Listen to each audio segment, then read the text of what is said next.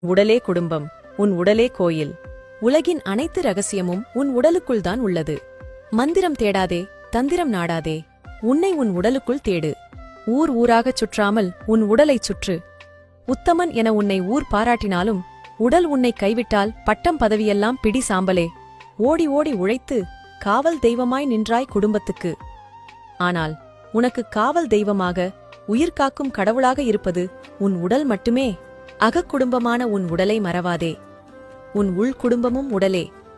அதை மறந்தால் புறக்குடும்பம் கதறினாலும் உன்னை காக்க யாரால் முடியும்? மற்ற உயிர்களுக்குச் செய்யும் பாவத்துக்கு விமோசனம் உண்டு.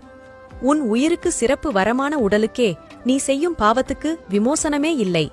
உடலுக்கு ஒருவன் செய்யும் சிறந்த தொண்டு பூசைதான்.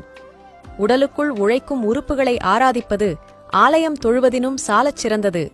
ஒருவன் எப்படிப்பட்டவனாக வேண்டும் என்பதை தீர்மானிப்பது அவனது எண்ணங்களே. அந்த எண்ணங்களை தீர்மானிப்பது உடலே. ஒருவன் எதுவாக ஆக வேண்டும் என்பதை தீர்மானிப்பதும் உடலே. உள்குடும்பமான உடலை ஒருவன் கவனித்தால் வெளிக்குடும்பத்தை அதுவே காக்கும். பிறவி எடுத்த ஒவ்வொருவருக்கும் அவரவர் குலத்தின் குலதெய்வம் அவரவர் உடலே. தியானமானது உன் மனத்துடன் உன்னை பேச செய்யும். ஆசனம் நம் உடலோடு பேச செய்யும். அதைத் தேடு. தன்னுடலை காவாதவன் புழுவாய்ப் புழுத்து மடிவான் எனக் கூறுகிறது திருமந்திரம்.